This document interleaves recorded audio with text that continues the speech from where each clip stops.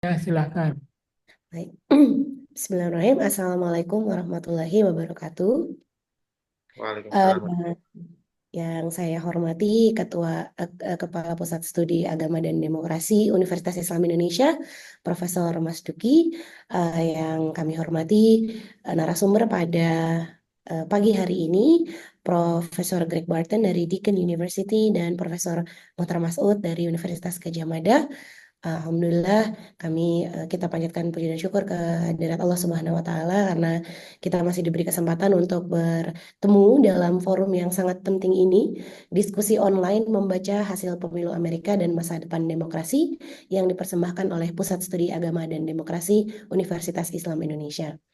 Saya Karina Utami Dewi akan bertindak sebagai moderator dan memandu diskusi kita pada pagi hari ini. Dan sebelum kita mulai diskusi, marilah bersama-sama kita awali terlebih dahulu dengan mengucap lafaz basmalah. Bismillahirrahmanirrahim. Bismillahirrahmanirrahim. Baik, selanjutnya sebelum kita mengundang narasumber kita, kami ingin mengundang terlebih dahulu Kepala Pusat Studi Agama dan Demokrasi untuk menyampaikan sambutannya untuk membuka diskusi online pada pagi hari ini kepada Prof. Mas Duki, kami persilakan. Terima kasih Mbak Karina. Selamat pagi Bapak Ibu semua. Assalamualaikum warahmatullahi wabarakatuh. Waalaikumsalam. Tentu saja juga Pak Kriparton dari yang teman-teman di PSAD, ada Mas Espan, Mbak Karin yang menjadi host, juga teman-teman sekretariat. Saya greetings tadi yang paling penting. Kami Pusat Studi Agama dan Demokrasi ini baru berdiri belum 1 tahun dan memang ada upaya-upaya kami untuk ini hari ini salah satunya. Dan kami melihat bahwa kalau kita bicara demokrasi, tampaknya kita tidak bisa memposisikan sesuatu interconnected.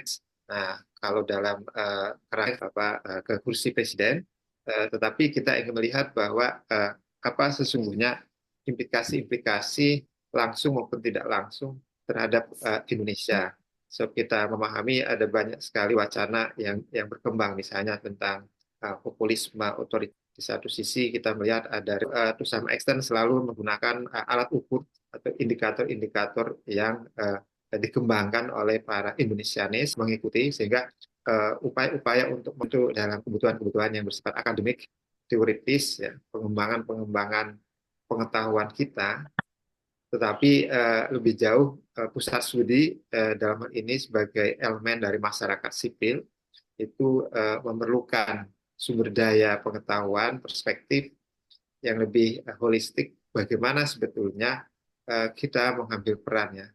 So kami meyakini bahwa kaum intelektual, kemudian perguruan tinggi, pusat studi di dalamnya, dan berkolaborasi dengan elemen masyarakat pro-demokrasi yang lain, itu tetap menjadi aktor yang signifikan dalam merawat apa yang kami sebut sebagai kewarasan pasca Jokowi lengser, ya. Dan senyambang ada banyak sekali analisa-analisa yang sepertinya mensejajarkan antara kemenangan Prabowo dengan Donald Trump. Nah, saya kira di situ konteksnya, dan sekali lagi kami sangat terima kasih dan mohon izin nanti direkam pada saat hari ini, tapi kami akan sebarluaskan lebih lanjut baik dalam kanal YouTube, media sosial maupun nanti dalam penerbitan buku dari pusat studi. Apa, senyatanya kami tentu berharap bahwa pengetahuan yang muncul dari acara ini bisa dinikmati oleh lebih banyak orang, sehingga lebih memberikan pencerahan dan sekali lagi menjadi sosial kapital bagi membangun kehidupan Indonesia yang demokratis. Demikian kami mohon maaf kalau ada yang kurang berkenan, dan pada seluruh peserta selamat berdiskusi. Saya kembalikan ke Mbak Karin. Assalamualaikum warahmatullahi wabarakatuh. Waalaikumsalam warahmatullahi wabarakatuh. Terima kasih Pak Mas Duki atas sambutannya sebagai Kepala Pusat Studi Agama dan Demokrasi Universitas Islam Indonesia. Ibu Bapak dan hadirin semua, topik diskusi online kita pada pagi hari ini sangat menarik dan penting. Tadi Pak Mas Duki juga sudah sempat menyebutkan apakah ini menjadi pertanda terhadap democratic decline di negara-negara yang ada di dunia ini. Kemenangan Donald Trump sendiri juga merupakan peristiwa yang cukup unik, ya, karena sebelumnya sempat kalah di tahun 2020, kemudian pada tahun 2024 ini menang, dan untuk pertama kalinya menang tidak hanya pada sisi electoral vote tapi juga pada popular vote. Ada beberapa trivial fact yang juga penting, misalnya mengapa Donald Trump kok selalu menang ketika lawannya perempuan misalnya. Kemudian juga ada secara global ada pandangan bahwa memang ada fenomena kekalahan berbagai incumbent atau petahana di berbagai pemilu yang terjadi di macam-macam negara yang ada di dunia. Tadi Pak Mas Duki juga sempat menyebutkan adanya paralel dengan pemilu yang ada di Indonesia. Pak Prabowo dan Donald Trump sama-sama presiden terpilih yang usianya paling tua dalam sejarah Indonesia dan Amerika, dengan wakil presiden yang dengan usia termuda dalam sejarah Indonesia dan Amerika. Tapi tentunya trivial fact ini hanya bumbu gitu ya. Kita akan mendengarkan lebih dalam dan secara substantif dari narasumber-narasumber kita pada pagi hari ini. Nah, untuk pemaparan yang pertama, kami mohon izin, we would like to read your CV or your bio first to introduce you to the audience. Mohon izin kami membacakan biodata Prof. Greg. Prof. Greg Barton memiliki 35 tahun pengalaman meneliti Islam dan gerakan sosial di Indonesia dan Asia Tenggara. Prof. Greg dikenal karena karyanya tentang Indonesia, Islam, masyarakat Muslim, dan politik, serta terorisme dan penanggulangan ekstremisme kekerasan di Indonesia dan di seluruh dunia Muslim. Dia bekerja secara ekstensif dalam bahasa Indonesia, jadi udah sangat ahli bahasa Indonesia nih ya, Prof. Greg ya, dan telah melakukan perjalanan ke Indonesia beberapa kali setiap tahun sejak memulai penelitian lapangan PhD-nya pada tahun 1988. Sejak Agustus 2015, Prof. Greg menjadi profesor riset di bidang politik Islam global di Alfred Deakin Institute for Citizenship and Globalization di Deakin University, Australia. Di Monash, Prof. Greg juga memimpin tim peneliti yang beragam dalam sebuah proyek penelitian besar yang berbasis di Global Terrorism Research Center. Prof. Greg juga pernah menulis biografi tentang Abdurrahman Wahid, Presiden Indonesia, dan dan studinya tentang kelompok teroris Jemaah Islamiyah juga sangat berpengaruh. Sejak tahun 2004, Prof. Greg telah melakukan studi perbandingan pemikiran Islam progresif di Turki dan Indonesia, dan juga sering diwawancarai oleh media cetak dan elektronik Australia dan internasional mengenai Islam, gerakan Islam, dan Islamis, keamanan, terorisme. Terbarunya disunting dan ditulis bersama Matteo Vergani, berjudul Islam, Gender and Civil Society, yang diterbitkan oleh Palgrave pada tahun 2022. Nah, ini kita sangat beruntung Prof. Greg meluangkan waktu untuk bertemu dan bergabung di diskusi ini, maka tanpa memperpanjang waktu lagi kami persilakan Prof. Greg Barton untuk menyampaikan pemaparannya. Waktunya mohon izin 15 menit ya, Prof. Silakan, Prof. Greg. Ya. Terima kasih. Selamat pagi. Assalamualaikum. Selamat sejahtera. Terima kasih atas peluang ini. Saya sudah share link kalau slides-nya di chat. Bisa di-download dari Dropbox. Biasa share slideshow. Sebentar ya.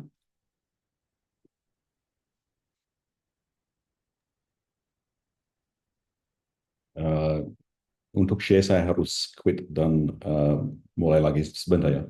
Maaf ya. Ya, silakan, Prof. Sudah dikasih akses ya untuk share screen. Sudah, Mbak. Pak Barton sudah jadi host.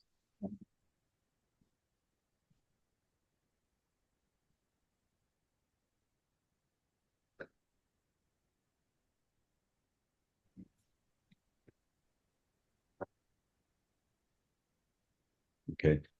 Kalau sharing memang harus diizinkan kelihatan. Oke. Saya coba. Harusnya bisa langsung Pak Greg.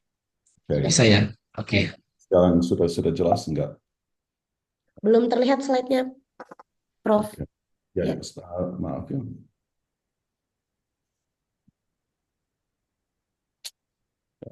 Sebentar ya, mohon maaf ya. Berkenan kami bantu, Prof. Ya. Atau saya yang share screen, Pak Greg. Sekarang gimana? Bisa? Belum terlihat. Sekarang belum, Pak. Sekarang bisa. Oke, Yes. sudah. Ada title page ya, sudah jelas. Sudah. Ya. Sudah, oke. Saya akan cepat. Linknya sudah di-share, jadi kalau butuh-butuhnya bisa dibaca nanti.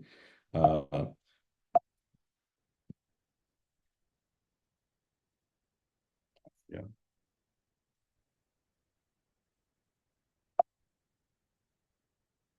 Oke. Jadi hasil dari pemilu pilpres di Amerika di luar harapan banyak orang, tapi sebenarnya tidak bisa dibilang bahwa di luar ekspektasi. Karena menurut polling hasil yang akhirnya terjadi di dalam batas polling ya, di batas margin of error. Memang ada harapan bahwa yang menang itu Kamala Harris. Tidak terjadi. Donald Trump menang lewat Electoral College, jadi secara sah menjadi presiden, dan juga menang lewat mayoritas. Tapi mayoritas itu tidak terlalu besar. Pada hari ini kelihatan Donald Trump dapat di bawah 50%, 46,63. Memang lebih banyak daripada Kamala Harris, tapi jaraknya tidak terlalu besar. Jadi ini sesuai dengan polling, tapi memang ada banyak yang putus asa dan merasa kecewa karena ada harapan. Ini bukan saja harapan bahwa ada Demokrat menang dan daripada Republikan, tapi Donald Trump memang sudah ada pengalaman yang baik untuk term pertama. Jadi ada banyak orang yang rata-rata tidak terlalu yakin kalau dikembalikan. Jadi kenapa sih terjadi bahwa Donald Trump bisa menang dapat mayoritas? Ada beberapa faktor. Salah satunya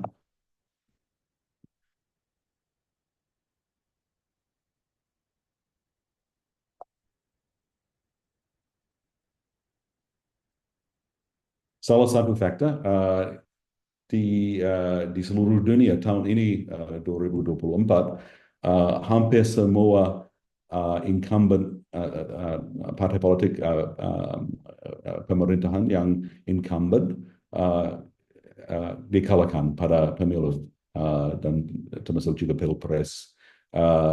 Apalagi di G7 dan negara yang dianggap sudah developed, hampir tidak ada pengecualian. Jadi ini merupakan hasil yang luar biasa. Menurut graf ini dari Financial Times, ini pertama kali terjadi sejak ada demokrasi, sudah seabad lebih, bahwa di mana-mana partai politik yang menjadi pemerintah, menjadi incumbent dikalahkan. Jadi sudah ada perasaan global, zeitgeist global, bahwa pemilih tidak senang dengan pemerintah. Mungkin karena faktor COVID, mungkin karena faktor inflasi.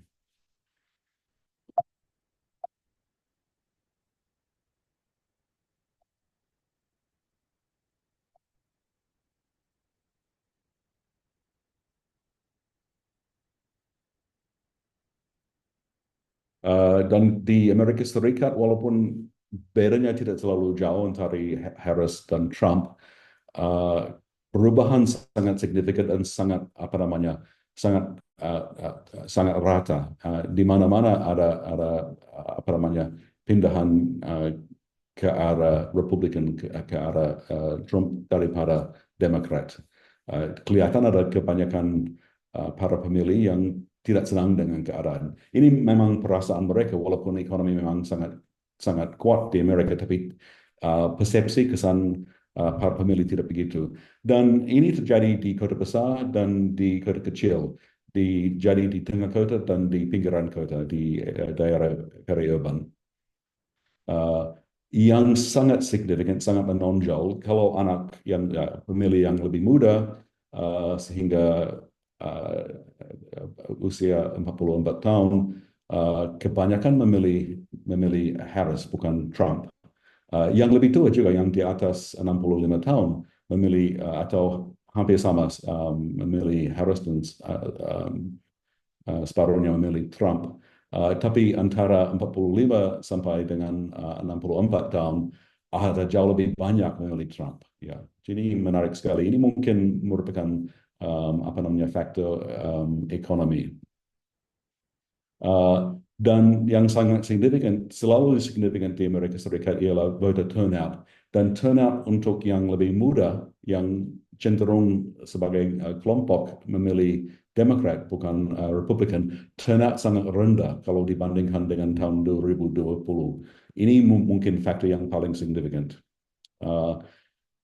Di lain kata, mungkin karena yang tidak lulusan dari universitas atau dari college, yang merupakan mayoritas pemilih di Amerika, mereka tidak percaya pada Harris, lebih percaya pada Trump. Memang secara objektif, ada banyak yang akan bilang tidak masuk akal, tetapi ini tergantung pada persepsi. Jadi, salah satu faktor di Amerika yang lebih jelas ialah faktor pendidikan, dan literacy rates itu kemampuan untuk memahami informasi, membaca koran dan segalanya di luar dugaan agak rendah. Ada lebih dari separuh orang dewasa di Amerika yang kurang mampu untuk daya membaca dan memahami. Literacy rate sangat rendah. Mereka lebih cenderung untuk mencari informasi lewat medsos. Dan di medsos, ya, kalau orang yang sangat fokus pada hal politik jauh lebih cenderung untuk memilih calon yang progresif, yang Demokrat. Tapi antara yang tidak terlalu memperhatikan politik jauh lebih cenderung untuk memilih Republikan, memilih Trump kali ini. Jadi yang tidak memperhatikan politik dengan teliti dapat kesan yang sangat umum bahwa Trump itu lebih baik. Memang kalau diteliti dengan baik, ada banyak faktor yang bikin kita meragu pada Donald Trump. Tapi kesannya, salesmanship itu memberi dampak atau kesan yang positif, apalagi pada yang tidak terlalu serius membaca koran, menonton televisi yang lebih katakan lebih serius atau lebih objektif, kayak CNN misalnya, membaca koran New York Times. Jadi bedanya sangat jelas. Yang konsumsi informasi lewat YouTube atau Facebook jauh lebih cenderung untuk memilih Trump kali ini. Dan oleh karena itu ada banyak pemahaman yang salah paham. Misalnya antara yang memilih Trump, ada kesan bahwa keadaan di Amerika sangat buruk. Jadi kita harus make America great again. Justru karena keadaan tidak baik. Secara objektif tidak masuk akal. Secara objektif kriminalitas sudah menurun. Inflasi sudah menurun. Amerika merupakan ekonomi yang paling kuat di G7, dan inflasi kalau 2% itu sangat minimal. Unemployment juga sangat minimal, 4%. Tapi kesan antara yang membaca Facebook tidak membaca koran sebaliknya. Kalau yang hanya menggantung pada Facebook jauh lebih orientasi ke kanan, atau informasi yang dikonsumsinya dari segi yang pro-Trump. Dan menurut polling ada banyak salah paham bahwa yang memilih Donald Trump teryakin bahwa ada kebijakan tim Kamala Harris yang sebenarnya tidak benar. Tapi akhirnya politics is all about perceptions. Jadi persepsinya, kesannya bahwa Donald Trump lebih baik, walaupun secara objektif. Dan salah satu perubahan yang sangat signifikan dari segi latar belakang orang yang Latino atau latar belakang dari Asia, makin waktu makin cenderung untuk memilih Republikan. Jelas ada faktor medsos, jelas ada faktor X dan Elon Musk, tapi juga Mark Zuckerberg dan Facebook dan segalanya. Dan menurut Carol Caldewa dari The Guardian yang mengadakan studi yang cukup panjang 8 tahun, ada distorsi lewat pengaliran informasi, sehingga para pemilih dapat kesan yang sangat serba salah, tapi apa boleh buat. Mereka lebih cenderung untuk menerima kesan dari medsos yang sangat mendukung Donald Trump, walaupun secara objektif banyak hal yang memberi keraguan tentang Donald Trump. Peran Elon Musk, kalau kita lihat menurut pengaruhnya, Elon Musk yang paling berpengaruh, jauh lebih berpengaruh dari misalnya Tucker Carlson atau Andrew Tate yang juga dari kanan ekstrim. Dan kalau yang biru, yang pro-Demokrat itu, pengaruhnya di medsos jauh lebih terbatas daripada yang pro-Trump. Ada banyak masalah dengan orang seperti Elon Musk, ada hubungannya dengan posisi politik Kremlin, Moskow. Ada juga bukti yang sangat jelas bahwa ada campur tangan pada algoritma yang dipakai oleh X atau Twitter mulai dengan bulan Juli untuk memberi kelebihan pada Trump. Ada juga banyak campaign medsos yang memakai hoax atau informasi palsu. Jadi akhirnya mau tidak mau harus terima bahwa Donald Trump menang. Sekarang kita harus fokus pada apa adil atau tidak adil cara menang. Demokrat harus mengadakan refleksi supaya pada midterm 2 tahun yang akan datang dan pada pemilu dan pilpres yang akan datang 4 tahun lagi, mereka harus lebih efektif untuk berkomunikasi lewat medsos, apalagi yang tidak lulusan dari universitas atau dari college. Tapi pada saat ini kita fokus pada pemerintahan administrasi Donald Trump. Dibandingkan dengan tahun 2016, kali ini Donald Trump atau sedikitnya tim transitionnya jauh lebih efektif, jauh lebih cepat, dan sudah hampir semua figur yang penting di dalam kabinetnya sudah dikonfirmasikan. Sedikitnya sudah dipilih, harus lewat konfirmasi lewat Senate. Ada sebagian yang lumayan baik. Marco Rubio dianggap memang orang yang cukup baik, sangat normal, sangat cocok menjadi Secretary of State, tidak ada masalah. Tapi Attorney General Matt Gaetz karena punya banyak akusasi kriminal dan seksual yang sangat buruk, memang sama sekali tidak masuk akal bahwa Matt Gaetz dipilih menjadi Attorney General. Tapi ini merupakan manuver Donald Trump yang dengan sengaja provokatif. Ada yang lain seperti White House Chief of Staff lebih baik, lebih sensible, tapi ada track record hubungan dengan pihak lobby dari Kremlin, dari Rusia yang sangat jelas, yang sangat meragukan. Kalau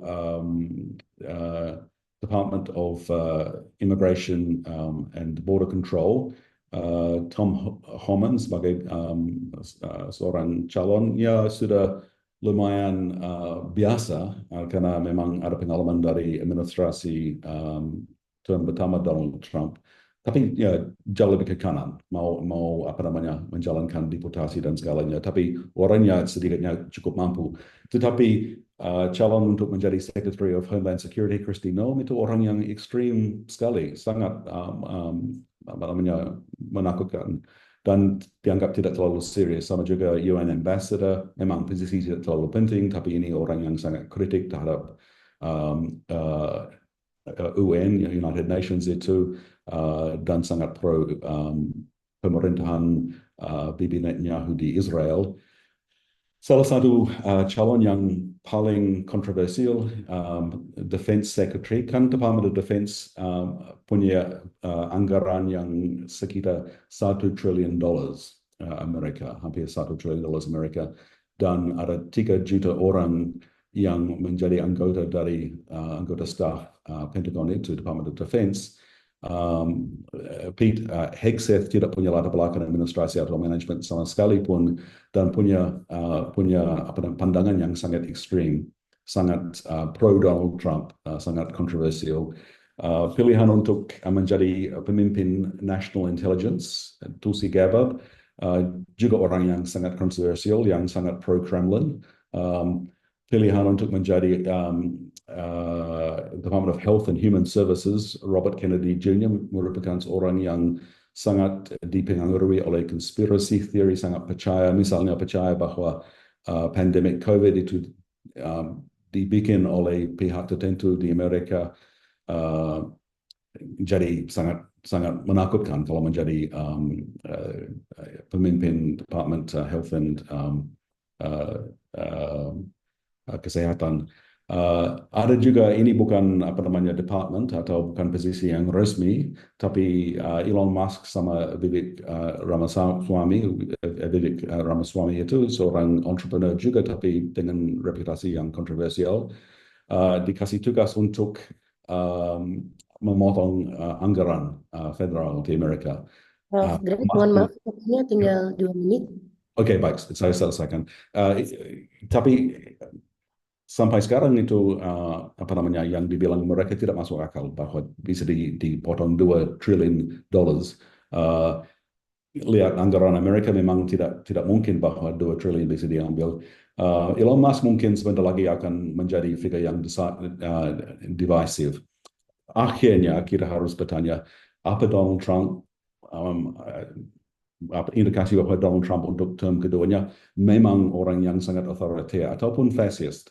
Menurut ini oleh Timothy Snyder dari Princeton, seorang ahli politik yang punya reputasi yang luar biasa, dia bilang bahwa sebenarnya menurut definisi memang baik Donald Trump maupun Vladimir Putin sesuai dengan definisi fascist. Fascist itu orang yang sangat apa namanya mau supaya selalu apa namanya orang dalam pemerintahannya sangat taat pada mereka, tidak menerima yang mengkritik, dan juga memakai apa namanya naratif yang sangat ekstrim. Ya, itu sudah sangat jelas dengan Donald Trump. Mau tidak mau harus diakui bahwa yang dibilang memang sangat ekstrim.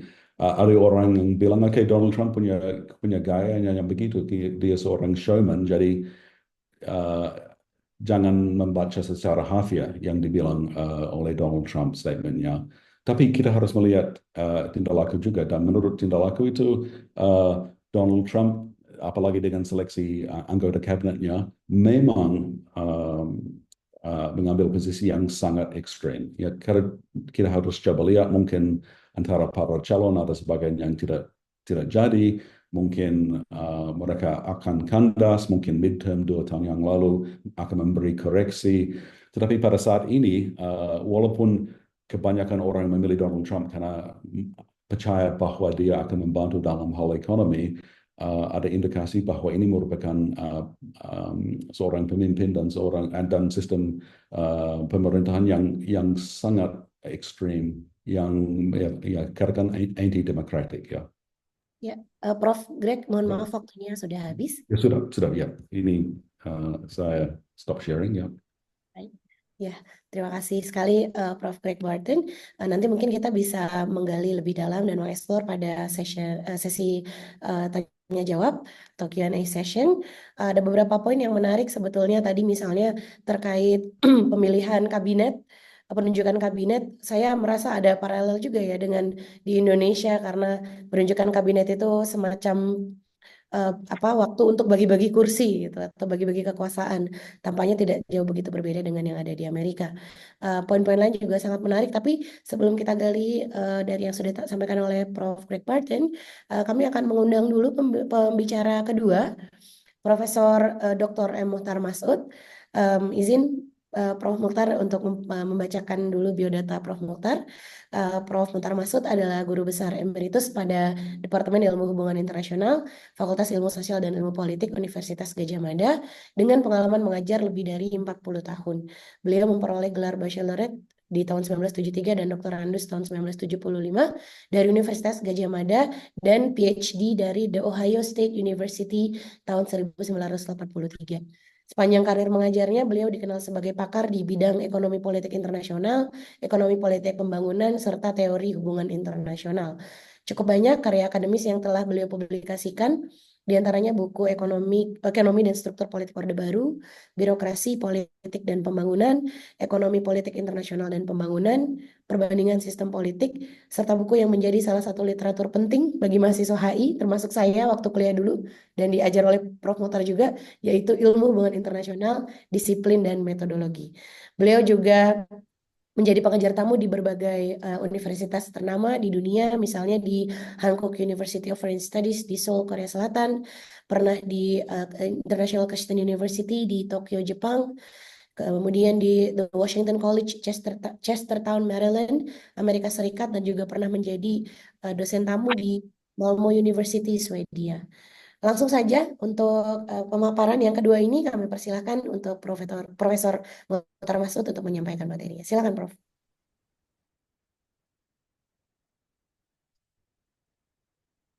Maaf, Prof masih mute mikrofonnya. Iya, iya, iya. Silakan, Prof. Terima kasih kenalan yang terlalu panjang itu. Kalau boleh saya minta tolong Mas Despan membantu apa pemaparan itu. Oke, bisa Bro. Nah, karena ini sambungan saya tidak bagus.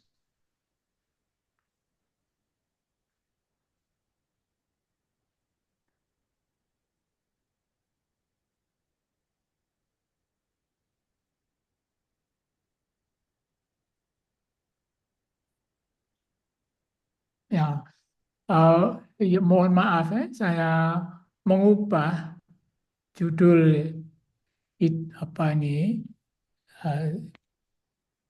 prasaran ini karena saya tidak sadar. Tapi ya, saya bersyukur tadi Profesor Barton sudah menjelaskan itu. Saya memandang itu tadi sebagai sesuatu yang fenomenal, ya gitu. Silahkan Mas Despan.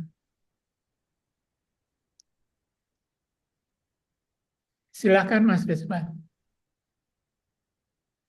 Nah, jadi fenomenal dalam pengertian ini saya belum pernah tahu apakah ada di tempat lain ya. Orang dengan status terdakwa dan dakwaannya itu lebih dari 30 perkara ya. Itu terpilih jadi presiden ya. Kontrol apa nih?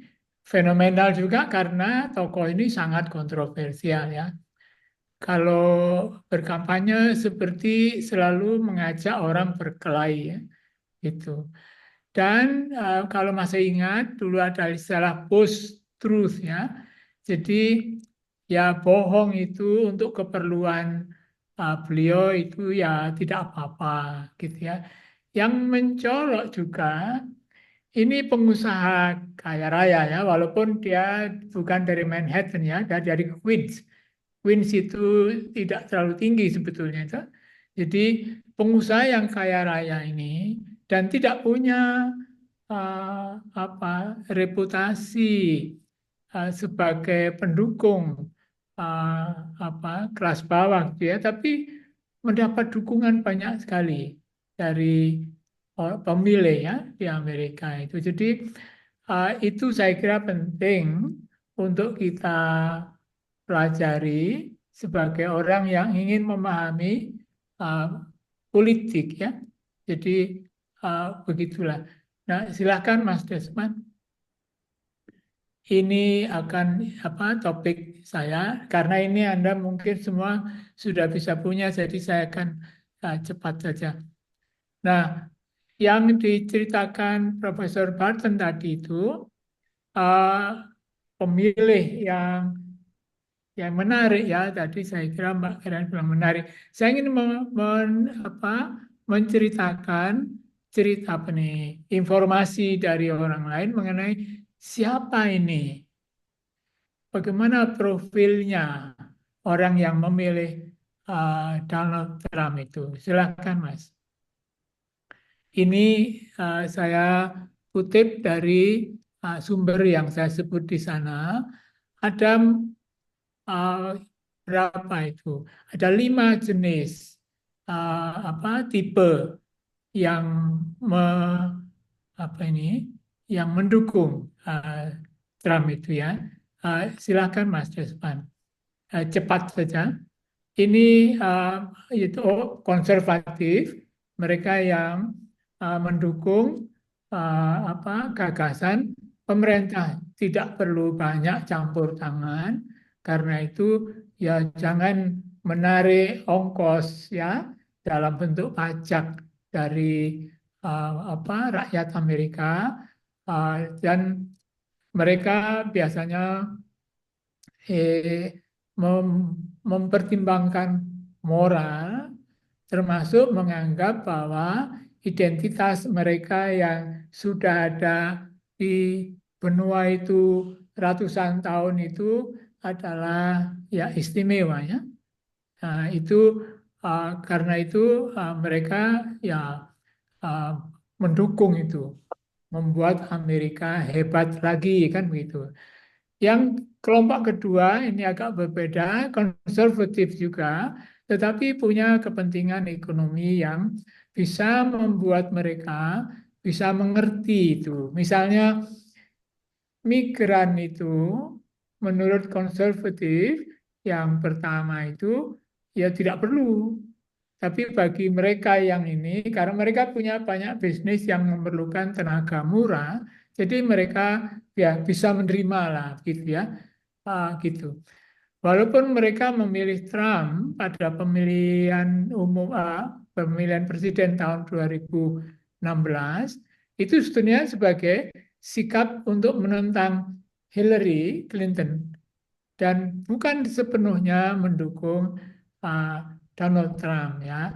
Nah, ini adalah kelompok lain yang mungkin bisa mengerti keharusan untuk menerapkan kebijakan ekonomi yang progresif, gitu ya. Progresif itu biasanya diartikan lebih banyak memberi dukungan terhadap mereka yang tidak beruntung ya, gitu. Mereka menganggap ya migrasi itu penting, tapi Amerika lah orang yang sudah di situ ratusan tahun itu adalah pemilik negeri itu. Nah, karena itu sangat menekankan persoalan etnokultural Amerika yang paling hebat ya gitu. Yang paling kecil jumlahnya adalah mereka yang sebetulnya tidak tahu banyak mengenai politik, tetapi mereka merasa selama ini tidak dekat dengan lembaga-lembaga pemerintahan politik sosial yang ada ya. Mereka tidak dekat dengan elit. Dan mereka merasa ya bagian yang mungkin ya tidak perlu ya. Kalau Anda belajar dulu mengenai budaya politik, ya budaya politik mereka ya itu tidak terlalu banyak dengan urusan politik gitu ya. Silakan Mas. Untuk ya ini hanya untuk menunjukkan yang mendukung itu ada dari punya kecenderungan kebijakan ekonomi yang kiri bawah itu bisa mendukung kebijakan yang progresif, tetapi identitasnya sebagai orang Amerika dia tidak terbuka ya, dia lebih isolasionis gitu.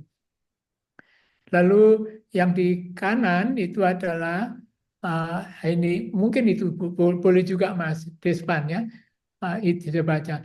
Jadi mereka yang identitasnya tertutup menganggap Amerika yang paling hebat, nativis, tidak memerlukan orang lain, itu.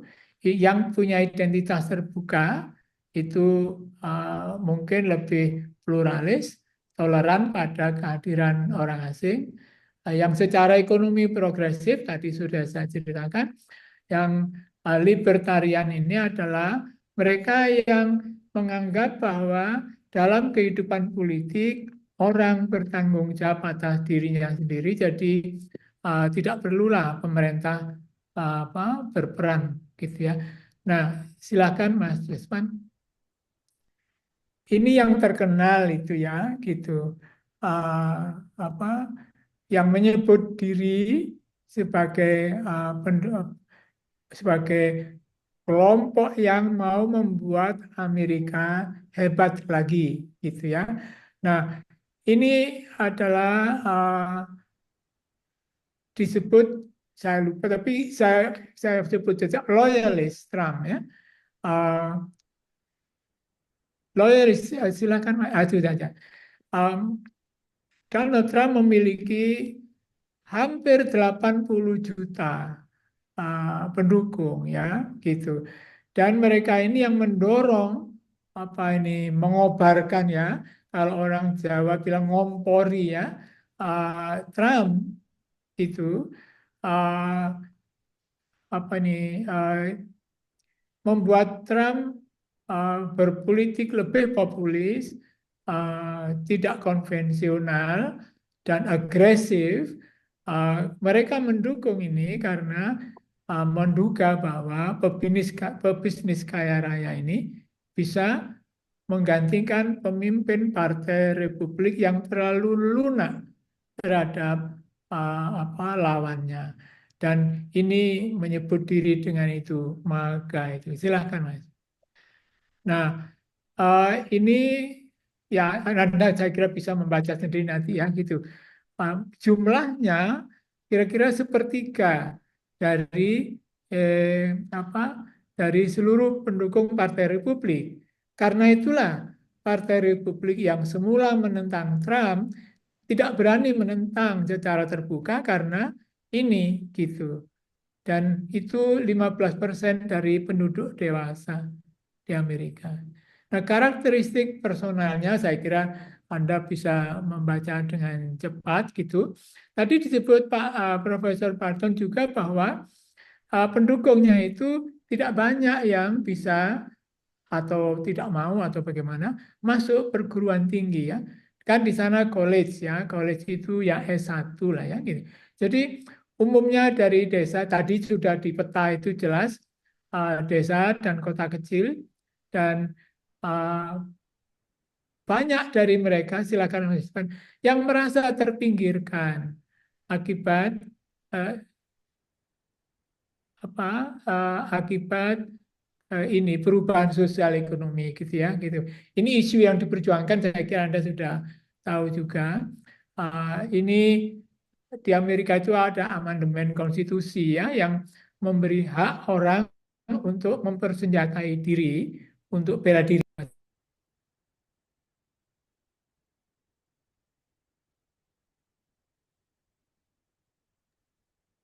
Di mute, Prof. Maaf, termute.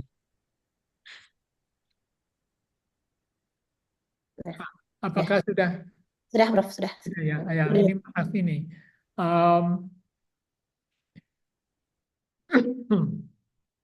Banyak yang merasa terpinggirkan karena perubahan sosial ekonomi yang terjadi paling tidak sejak 1990-an ya gitu. Nah, bagaimana kita mengerti ini? Bagaimana menjelaskan fenomena itu? Saya merujuk filosof yang sejak lama menulis mengenai silakan Mas Despan menjelaskan fenomena Trump. Ya, saya membaca karya filosof dari Harvard itu Michael Sandel gitu yang menjelang Trump menang atau sekitar itu dia menulis mengenai politik Amerika yang diwarnai oleh kekecewaan, oleh kemarahan orang gitu ya. Jadi menurut profesor ini Amerika Serikat tercekam oleh dua persoalan, yaitu mereka secara individual maupun kolektif merasa tidak bisa lagi mengendalikan yang ada di sekitar mereka itu ya, dan mereka tercekam karena juga ini sense of community-nya tidak ada lagi. Orang seperti mengejar kepentingannya sendiri gitu. Mengapa menurut Profesor Sandel? Karena dia menelusurinya sampai ke masa Presiden Reagan dan Perdana Menteri Margaret Thatcher tahun 80-an. Yang kemudian gagasan itu menjadi semacam filsafat publik gitu. Dan ideologi yang dikembangkan masa itu, yang kita mengenalnya sebagai neolib itu, sangat menjunjung tinggi self-reliance. Jadi nasib warga negara tanggung jawab sendiri, bukan tanggung jawab negara. Terkenal kata-kata Presiden Reagan waktu itu tidak ada makan siang cuma-cuma. Oh, begitu. Jadi itu sampai hari ini kita tiru di Indonesia ini. Saudara kemana-mana mendapat layanan yang sifatnya itu user fee, ya gitu. Anda lewat jalan ya harus bayar. Kalau tidak bayar lewat jalan yang lain, kira-kira itu kan datang dari masa itu. Jadi gagasan ini menganggap bahwa manusia itu bisa mengurus dirinya sendiri, gitu ya. Mereka berhak akan kebebasan menentukan tujuannya sendiri, gitu-gitu ya, gitu. Pemerintah hanya sekedar ya seperti penjaga malam, gitu ya. Kalau diperlukan saja, ya itu tapi tidak perlu campur tangan dalam mengurus masyarakat. Silakan, Mas. Nah, Profesor Sandel itu menulis buku yang mula-mula ketika saya membaca itu saya agak bingung juga. Dia menganggap meritokrasi itu jelek. Padahal toh, kita semua kan menganggap di dunia universitas misalnya ya gitu. Meritokrasi itu bagus daripada aristokrasi misalnya kan begitu. Tapi menurut beliau ini meritokrasi itu didasarkan pada individualisme. Gitu. Masing-masing orang menganggap bahwa kalau dia berhasil itu karena dia sendiri, kan? Jadi kalau ada yang tidak berhasil ya salahnya sendiri, kira-kira gitu ya. Jadi itu oleh filosof ini dianggap itulah persoalannya. Karena individualisme yang seperti itu mendorong ke arah meritokrasi berdasar ke pasar dan membuat mereka kompetitif. Dan itu memperdalam perbedaan sosial. Nah, karena itu menurut saya tertarik karena argumen ini ya gitu. Salah satu tantangan besar terhadap demokrasi Amerika adalah paham meritokrasi.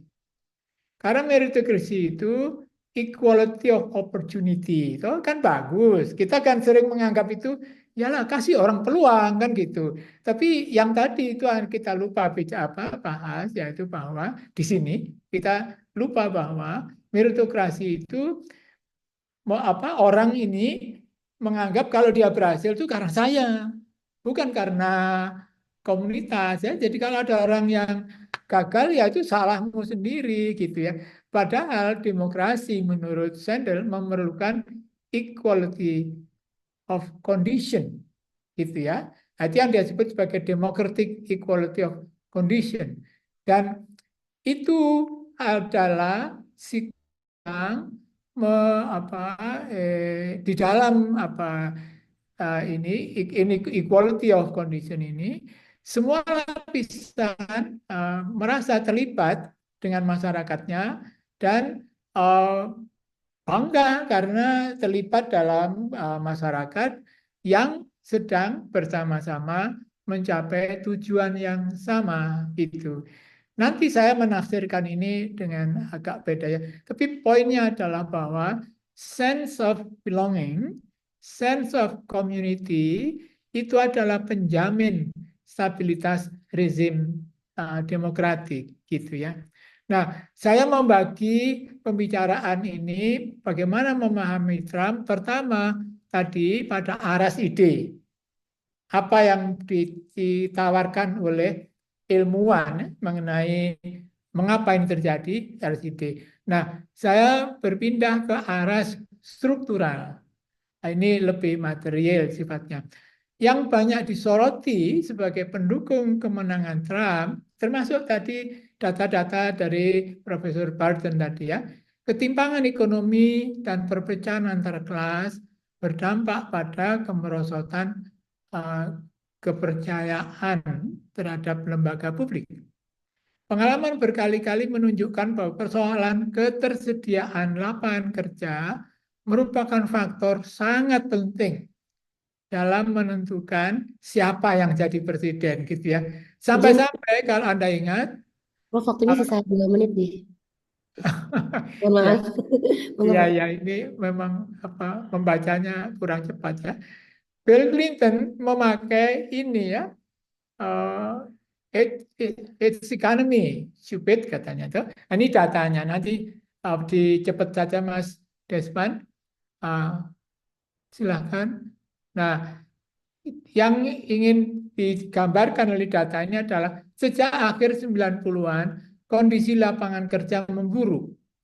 Kemerosotan lapangan kerja di sektor industri manufaktur, peningkatan sektor jasa, finansial maupun yang lain, tetapi sektor jasa itu didominasi oleh pekerjaan berupah rendah seperti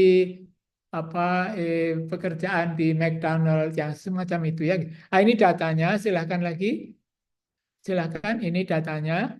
Ini gambaran mengenai bahwa lapangan kerja itu selalu merepotkan mereka yang mengurus Amerika. Mulai zaman Presiden, jangan dulu, mulai zaman Presiden Harry Truman itu masih masih masih lumayan lah ya gitu.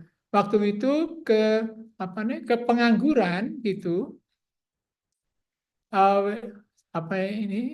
ketersediaan itu masih cukup tinggi lah ya gitu. Tapi di masa akhir pemerintahan masing-masing itu uh, lapangan kerja manufaktur itu makin merosot. Ini di zaman Donald Trump 2016 juga. Yang ketiga, saya ingin kembali ke ilmu politik. Silakan, Mas. Nah, yaitu mengenai selalu sistem presidensial itu punya kemungkinan terjadi seperti ini ya, gitu. Jadi dibanding dengan sistem parlementer, tidak ada jaminan bahwa perpolitikan akan stabil. Mengapa? Karena dalam sistem presidensial, presiden dan parlemen, kalau di Amerika Kongres gitu ya, itu adalah dua-duanya pilihan rakyat. Jadi mereka merasa dua-duanya punya kedaulatan karena dipilih rakyat. Karena itu kalau tidak pandai-pandai kompromi, selalu akan macet. Indonesia mengalami ini berkali-kali ya. Gitu. Baik. Mohon izin, Pak Prof. Mukhtar, waktunya sudah habis. Tapi ini ternyata Prof. Greg Barton juga sudah pamit ya, karena ada rapat. Betul? Ya. Kalau mau diberikan closing statement Prof. Mukhtar sebelum kita lanjut ke tanya jawab. Ya, ya. Mungkin terus coba Mas Desman, terus sampai ke ya memaknai ini ya gitu. Nah, saya ingin memakai ini kecenderungannya adalah bahwa pemimpin seperti Donald Trump ini memilih jalan populis ya. Populis di sini dalam pengertian dalam politik ada rakyat sebagai si baik ya gitu. Melawan elit sebagai si jahat gitu ya. Dan politik harus mencerminkan kehendak umum dan itu adalah kehendak rakyat jelata. Dan itulah yang terjadi gitu ya. Nah, mengapa begitu? Silakan Mas. Silakan Mas Desman. Lagi satu. karena kelemahan demokrasi prosedural. Dan kalau saya membaca kembali yang disebut oleh para tadi penulis yang saya sebut itu, maka saya kira yang paling penting, silahkan Mas, ada pelajaran bagi kita itu. Silahkan lagi satu. Ya, yang kita perlukan, termasuk yang diperlukan oleh Amerika, itu adalah demokrasi substantif. Gitu. Pemerintah itu demokratik bukan karena prosedur pemilihan pemimpinnya demokratik, dan bukan karena pemimpin itu membuat kebijakan secara demokratik, itu prosedur, tetapi apa substansi kebijakannya. Bukan bagaimana melakukannya, bisa saja secara demokratis, tetapi tidak relevan bagi yang dipimpin gitu. Jadi demokrasi substantif itu adalah, silakan Mas, satu lagi. Ya, demokrasi substantif itu demokrasi yang mampu mengelola fragmentasi politik melalui program pengembangan solidaritas horizontal maupun vertikal, gitu ya. Solidaritas horizontal itu mengingat fragmentasi antar elit masih mengeras, perlu upaya khusus meredam konflik dan memunculkan kesepakatan mengutamakan kepentingan publik. Ini yang sering dalam literatur disebut civic virtue, yaitu mementingkan kepentingan publik gitu. Dan solidaritas vertikal, demokrasi harus mampu mengembangkan solidaritas vertikal, yaitu penguatan ikatan pemerintah dan rakyat melalui pemenuhan hak ekonomi, sosial, dan kultural warga negara, selain hak politik dan kebebasan sipil. Terima kasih, ini mohon maaf waktunya agak molor. Referensinya ada di sana untuk ngecek yang saya sampaikan ya. Terima kasih. Terima kasih banyak Prof. Mukhtar. Ini sangat menarik ya tadi The Tyranny of Merit itu saya juga sudah pernah diceritakan oleh kolega soal bukunya bahwa ternyata kita tidak hanya membutuhkan equality of opportunity tapi juga equality of condition, dan tadi lesson learn-nya juga menarik ya bahwa demokrasi itu harusnya secara substantif, tidak hanya prosedural saja, kita ada pemilu, kemudian presiden terpilih dan seterusnya, tapi bagaimana ada fragmentasi, bagaimana ada kemampuan untuk mengelola fragmentasi politik dengan solidaritas horizontal dan ataupun solidaritas yang vertikal juga. Baik, sayangnya Prof. Greg Barton ternyata tidak bisa bergabung dengan kita sampai akhir. Oh ya, Prof. Mukhtar, apakah PowerPoint-nya boleh dibagikan kepada audiens? Ya, boleh. Ya, Ya. silakan. Untuk yang Prof. Greg Barton tadi juga sudah di-share oleh Prof. Greg Barton sendiri ya, bagi yang bertanya materi beliau. Nah, masih ada waktu sekitar 24 menit untuk kita bertanya jawab dari topik yang sudah disampaikan, tapi sayangnya tadi Prof. Greg Barton harus pamit karena ada rapat, sehingga mudah-mudahan Prof. Mukhtar berkenan untuk menjawab semua pertanyaan ya, Prof. Ya, Silakan. tidak apa-apa. Ya, siap. Baik, monggo apakah yang ingin bertanya bisa langsung di chat, ditanyakan di chat, atau boleh raise hand dan bertanya langsung kepada Prof. Mukhtar. Kami buka untuk 3 penanya terlebih dahulu, silakan. Apakah ada? Wah, ini udah paham semua atau ini, oh ya, wah Pak Despan. Silakan Pak Despan, panitia sekaligus penanya, silakan Pak Despan. Saya memulai ya, Prof. Mbak Karin, Yuk, sebelum silakan ya. teman-teman yang lain. Singkat, Prof. Pertanyaannya kecil. Pertama, tadi kan Prof. poinnya adalah biar negara lain kita mungkin level, Prof. Memperkuat negara itu kan berarti kita menyerahkan banyak kewenangan kepada negara untuk dikelola dan masuk pada aspek privat ya. Nah, biasanya justru itu akan mengundang apa ya, kesempatan untuk menjadi negara yang otoriter, negara yang ya otoriter ya, karena kewenangan untuk masuk pada aspek privat itu menjadi lebih besar. Dari level negara hukum kan itu memang sangat diwanti-wanti ya, agar jangan sampai masuk ke situ. Itu yang pertama, Prof. Yang kedua, mengundang solidaritas bagi negara kita seperti Indonesia, kan ada tantangan itu, Prof ya. Misal saya bilang ada konservatif kanan yang bisa saja solidaritasnya menjadi bermasalah, mengganggu demokrasi. Em, em, em, Misalnya dengan pandangan-pandangan yang tanda kutip konservatif, solidaritas itu ya bisa justru menjadi bumerang sendiri. Nah, mungkin ada pelajaran dari negara lain yang untuk apa mengatasi masalah itu ya. Yang terakhir, Prof, em, di level yang terakhir kan kita tahu demokrasi itu tugasnya ya sampai pada membuat bagaimana agar publik punya kesempatan untuk menentukan pemimpin. Sementara bagaimana memunculkan solidaritas, bagaimana memberikan tanggung jawab yang lebih besar kepada negara untuk bertanggung jawab atas kesejahteraan sosial, itu sudah tidak levelnya demokrasi lagi. Kita sudah bicara pada ranah yang lain gitu ya, Prof ya. Nah, gimana respon Prof Muhtar? Terima kasih, Prof. Terima kasih. Terima kasih ya. Politik itu kan hasil dari upaya manusia yang masing-masing punya kepentingan berbeda, bahkan bertentangan, tetapi terpaksa harus hidup bersama. Itu. Jadi selalu dalam kehidupan politik itu, disadari maupun tidak, ada dilema itu.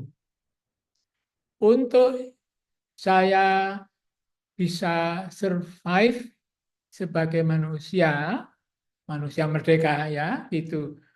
Saya harus hidup bersama dengan orang lain yang kepentingannya bisa terjadi sangat berbeda dengan saya. Itu kan dilemanya.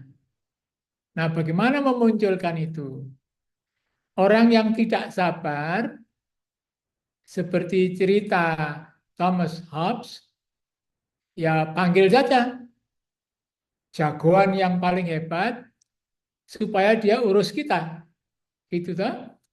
Nah, jagoan yang paling hebat itu yang Anda tadi sebut dengan pemerintah otoriter, diktator gitu toh. Itu menyelesaikan persoalan. Karena saya membenci tetangga saya, toh, tetapi saya memerlukan bahwa kehidupan saya tidak diganggu dia, tapi saya tidak bisa memaksa dia tidak mengganggu saya. Tapi ada orang ketiga yang menjamin, toh, sudah saya jamin kamu tidak diganggu dia, gitu toh. Nah, jadi itu salah satu cara.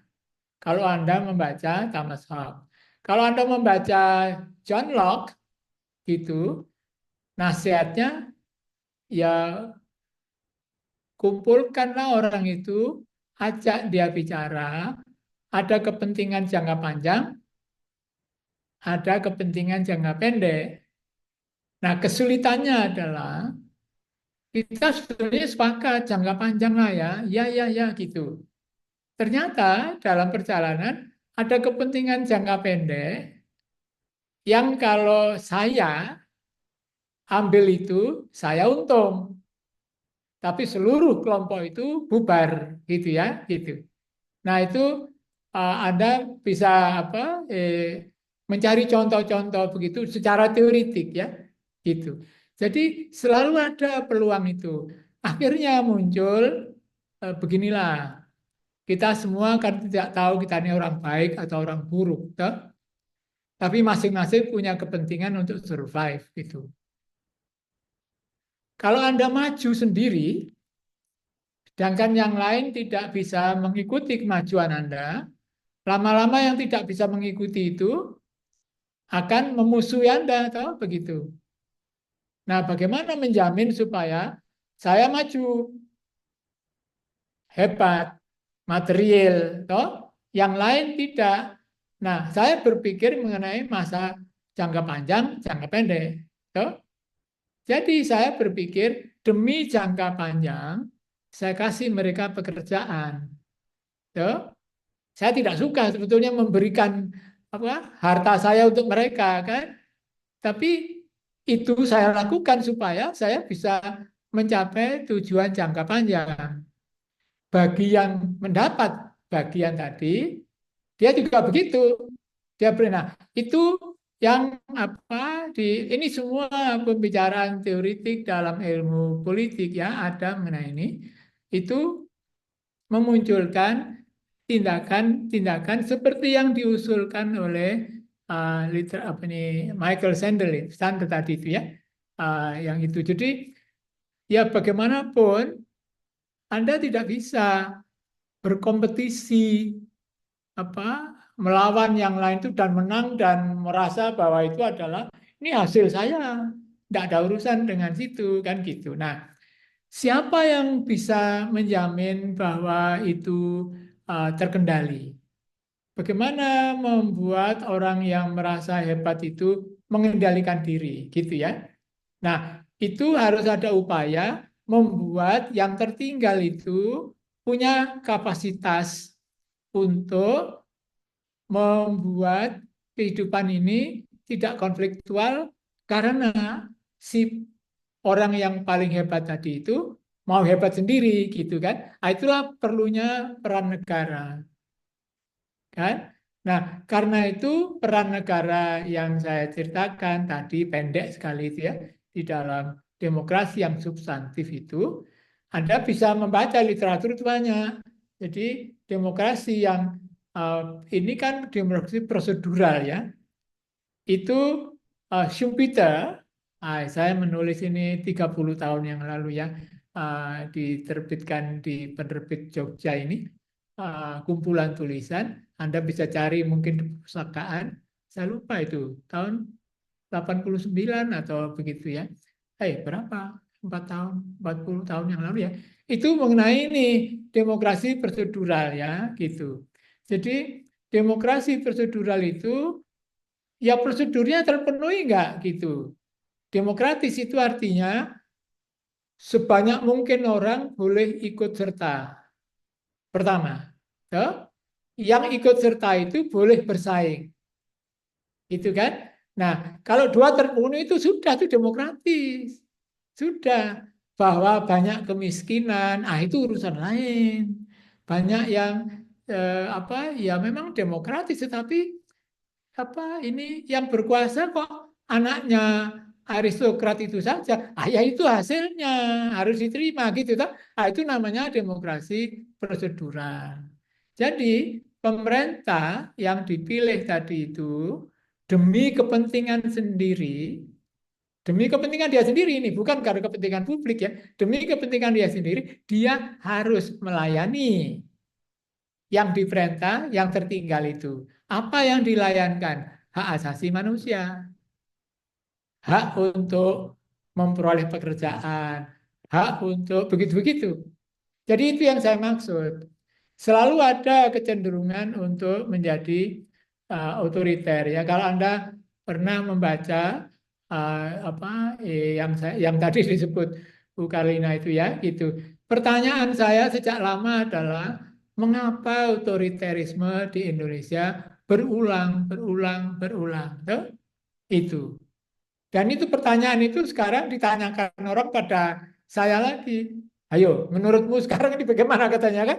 Saya bilang sudah pensiun, tidak berpikir lagi mengenai itu. Itu dulu tema disertasi saya adalah mengapa otoriterisme berulang ya. Padahal pada awal Orde Baru ada janji-janji mengenai demokrasi itu, tapi pada akhirnya kembali seperti masa demokrasi terpimpin ya. Gitu. Jadi itu komentar kembali saya ya. Silahkan. Terima kasih. Terima kasih Prof. Mutar. Ini sudah ada yang ingin bertanya juga di chat tadi ada Pak atau Mas ya ini Fahru Rozi Majid. Silahkan. Iya, saya. Eh, Ya. Prof. Masud, saya Rozi dari Nurholis Majid Society. Mohon maaf, saya izin bertanya. Oh, Eh, silakan. saya melihat bahwa ada satu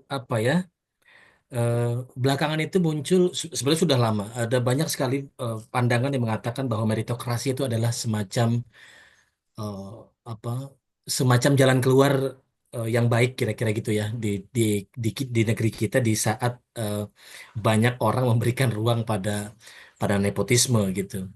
Nah, tadi disampaikan bahwa meritokrasi oleh Michael Sandel itu dianggap juga berakibat memperburuk ketimpangan sosial. Saya nggak tahu apakah itu khas Amerika ataukah di Indonesia, karena menurut kami, saya secara pribadi dengan keterbatasan yang saya punya, bahwa dengan meritokrasi kita diandaikan orang yang punya proses yang bagus, dengan ilmu yang bagus, dengan segala yang bagus, dia punya punya ruang untuk tampil di di di hadapan, di yang paling terdepan dalam politik, dia bisa jadi kapal pemerintahan dan lain sebagainya. Tetapi eh, bagaimana ini dalam situasi di Indonesia? Apa yang kira-kira menurut Prof. Masud itu eh, diartikan dalam konteks kita, konteks apa tadi meritokrasi itu? Terima Terima kasih. kasih. Ya. Ya ini memang mula-mula ketika membaca itu ya, Sandel itu saya juga agak lama itu ya berpikir tuh, oh saya tahu maksudnya. Artinya saya merasa saya tahu maksudnya ya. Jadi eh, di dalam kata merit itu eh, sebetulnya tidak ada kualifikasi ya gitu lain ya. Jadi eh, merit orang yang apa orang yang berusaha sendiri. Tapi sebelumnya saya ingin berkomentar kata yang Anda pakai ya gitu. Anda menyebut meritokrasi tapi menyebut kata bagus ya. Bagus ini, bagus itu. Nah, mungkin itu yang perlu kita pikirkan kembali. Semua ini netral saya kira ya. Meritokrasi juga netral ya. Hanya kalau Anda berpikir mengenai ini masa ketika meritokrasi itu muncul, itu kan ketika hak orang biasa untuk, ini kan modernisasi ya, untuk maju itu terhambat karena dia menghadapi aristokrasi gitu. Jadi ketika masa penjajahan dulu, ayah saya, mbah saya itu sekolahnya ya di pesantren, tidak mungkin sekolah umum itu. Karena bukan anak menak, yaitu bukan anak bupati, bukan anak apa gitu. Jadi tidak bisa. Jadi itu, itu kan apa kita menghadapi waktu di Eropa namanya aristokrasi ya gitu. Jadi meritokrasi dalam tanda kutip bagus karena dia mengatasi hambatan akibat keturunan tadi itu ya. Tapi Sandel mengingatkan dalam kata merit itu ada tanggung jawab seseorang pada diri apa nih? Keberhasilan seseorang karena dirinya sendiri gitu. Bukan karena bapaknya pejabat, bukan itu, karena dia sendiri. Bukan karena uangnya banyak jadi sekolahnya bagus, bukan begitu ya, tapi itu apa kan sendiri. Nah, yang ingin diingatkan oleh Sandel ini, meritokrasi itu bisa membuat orang tadi itu ya gitu. Saya berhasil kan karena saya sendiri. Toh? Nah, itu bisa berkembang menjadi arogansi gitu. Itu ya kira-kira yang diingatkan oleh apa uh, apakah itu terjadi di semua masyarakat? Saya kan tidak melakukan penelitian ya, jadi saya tidak bisa mengatakan itu. Tapi jelas itu apa logikanya ya dari cerita ini. Anda baca sendiri lah judulnya itu aneh kok, tyranny of merit ya gitu. Kok merit ada tiraninya ya itu tadi gitu kan. Jadi ada sifat manusia yang apa glorifying diri sendiri itu itu bahaya bagi kebersamaan kira-kira gitulah. Nah di Amerika itu orang yang merasa berhak lebih dari ratusan tahun tinggal di Amerika tapi tidak sekolah perguruan tinggi. Orang yang kemarin itu budak, ya toh, atau orang yang sengsara di negeri lain pindah ke situ, lalu jadi orang pinter gitu. Nah, dia berkacak pinggang kan begitu. Itu saya kira persoalannya. Pengikut Donald Trump itu merasa tersingkir itu.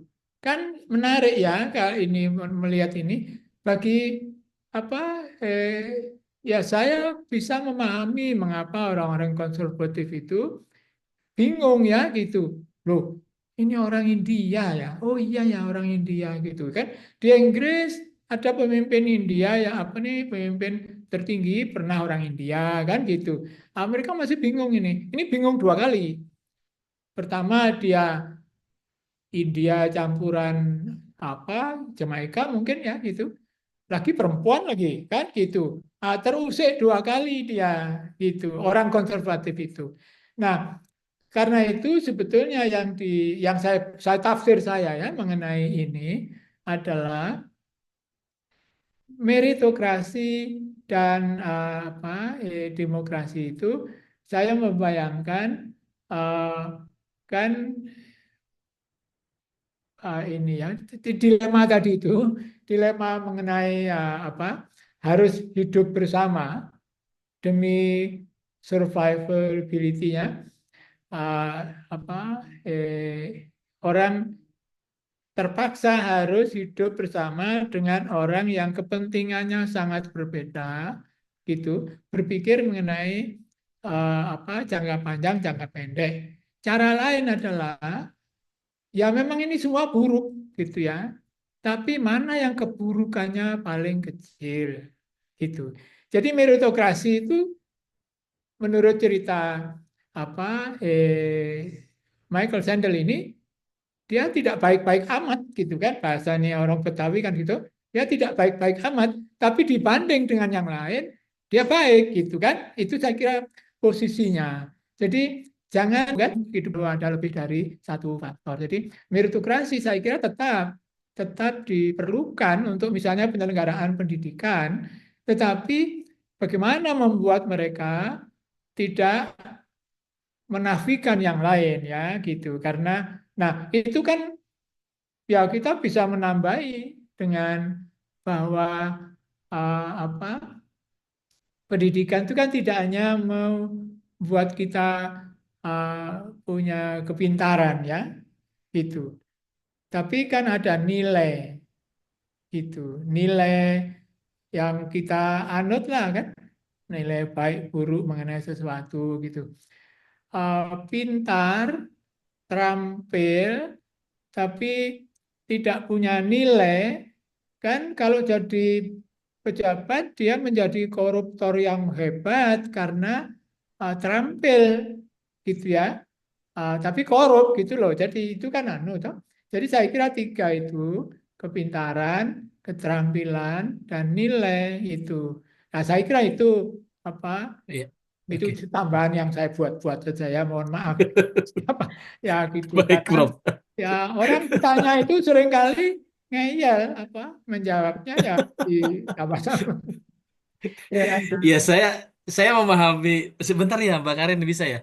Saya Oh iya, memahami satu menit. pandangan Michael Sandel itu dalam aras spirit komunitarian sebetulnya. Jadi Ya eh, ya ya saya memahami itu. Jadi memang ya memang mestinya ke apa namanya eh, eh, apa pencapaian seseorang itu tidak dilepaskan dari eh, dia sebagai anggota dari komunitas tertentu kira-kira ya gitu. ya. Eh, dan ya, biar di Indonesia lah nanti biar itu tugas agamawan untuk supaya orang tetap rendah hati, Prof. Itu panjenengan itu sekolah pemikiran Cak Nur itu yang bertanggung jawab. Baik, Prof. Terima kasih, terima kasih.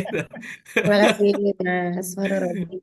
Prof, ini ada dua pertanyaan di chat. Apakah berkenan dijawab? Mungkin singkat, Prof. Oh ya Chat. ya, saya belum baca. Ya, Atau saya tolong dibacakan. bantu baca ya, Prof. Ini Ya dari Firdaus Syam. Itu karena kan mungkin meritokrasi di Amerika Serikat itu karena ada budaya individualisme.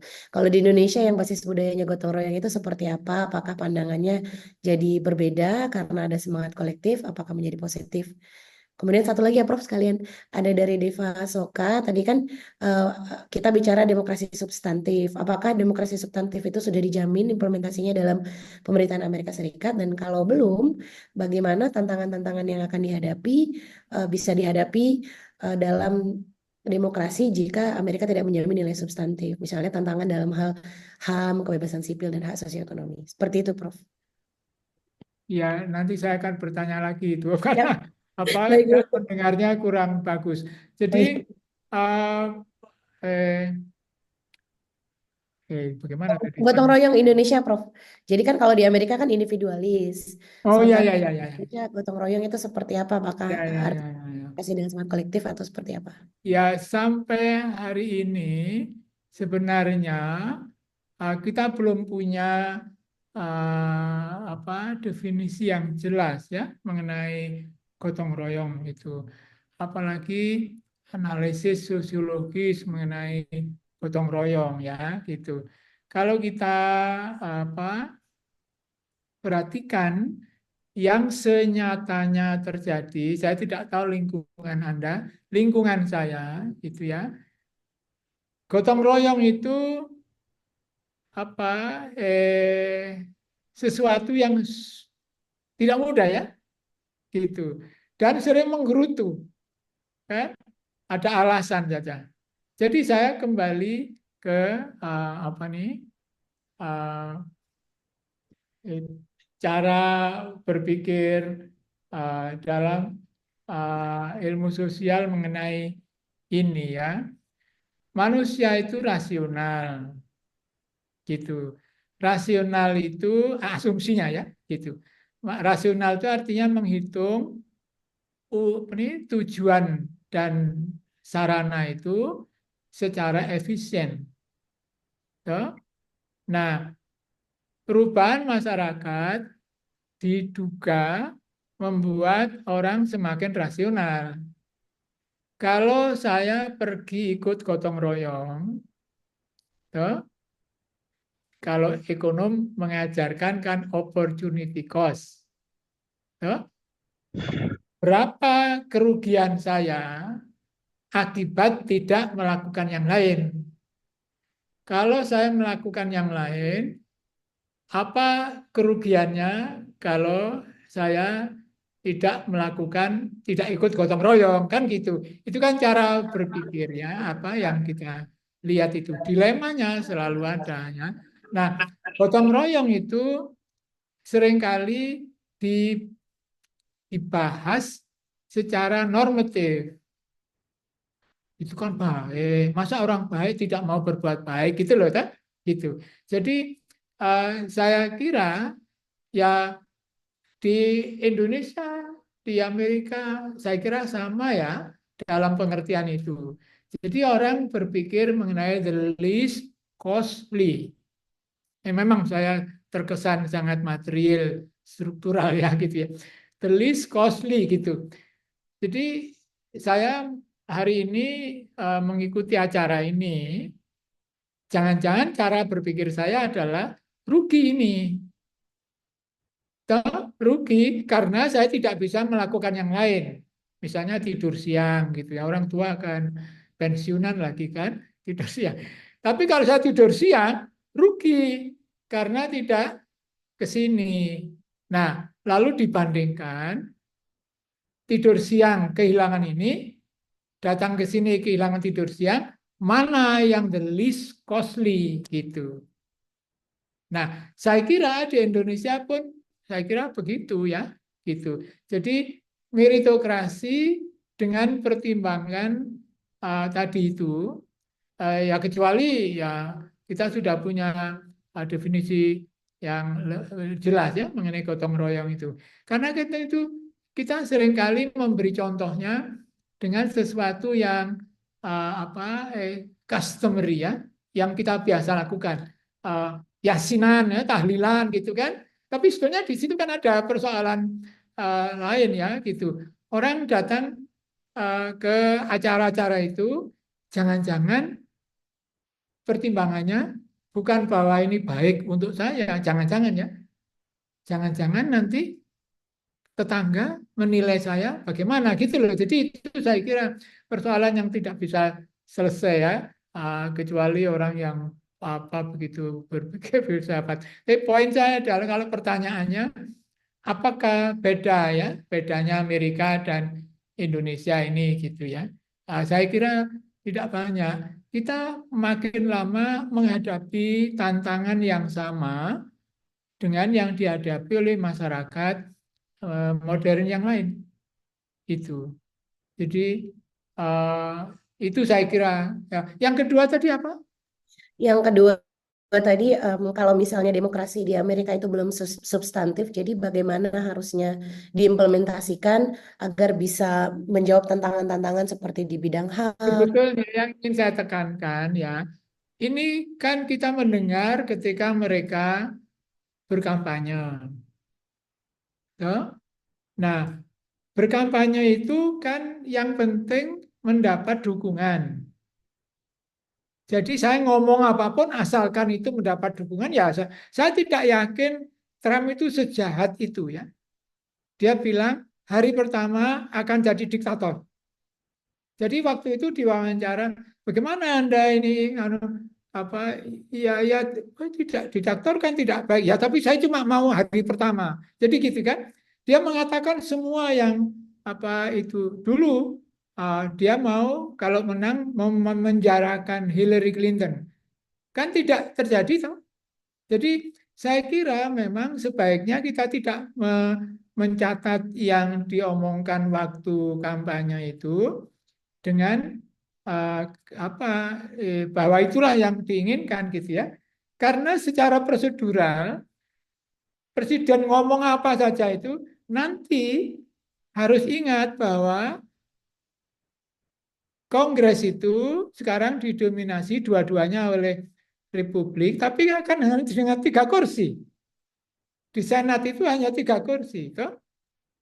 Jadi pasti ada tawar-menawar, ya pasti ada itu. Jadi melihatnya juga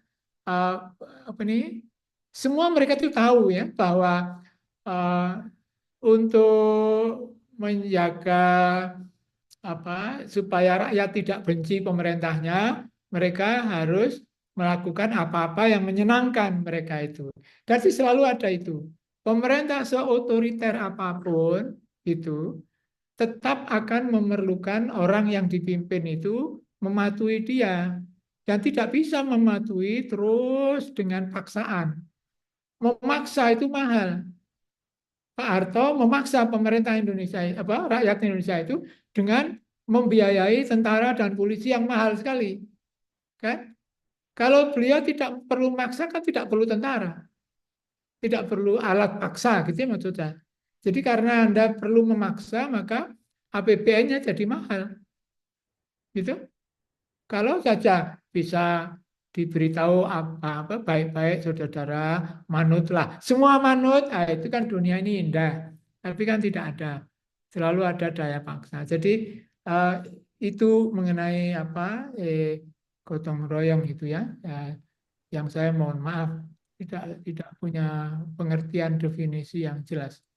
Baik, terima kasih Prof. Muchtar. Sayang sekali Ibu Bapak dan rekan-rekan semua karena kita sudah lewat 7 menit dari yang direncanakan. Jadi tadi yang sudah disampaikan Prof. Muchtar Masud, kami sekaligus ya Prof sebagai pernyataan penutup ya Prof. Tapi mudah-mudahan apa yang sudah disampaikan oleh Prof. Muchtar dan juga tadi oleh Prof. Greg Barton itu akan menambah wawasan dan juga pemikiran kita semua. Dan ya mungkin salah satu tugas kita juga adalah ikut menjaga demokrasi agar yang kita praktikkan adalah tidak hanya prosedural saja tapi juga yang paling penting adalah substantifnya. Demikian dari kami dari Pusat Studi Agama dan Demokrasi. Sekali lagi kami ucapkan terima kasih pada Prof. Muchtar, pada Prof. Greg Barton, kepada Ibu Bapak dan teman-teman mahasiswa yang sudah hadir sebagai peserta pada diskusi pagi hingga siang hari ini. Untuk tautan sertifikat juga sudah kami bagikan di kolom chat, jadi bisa diklik untuk diakses sertifikatnya. Kemudian Itu saja dari kami. Kita akhiri bersama-sama dengan mengucapkan lafaz hamdalah, alhamdulillahirabbil alamin. Saya Karina Utami Dewi dan segenap tim Pusat Studi Agama dan Demokrasi Universitas Islam Indonesia mohon pamit undur diri. Wassalamualaikum warahmatullahi wabarakatuh.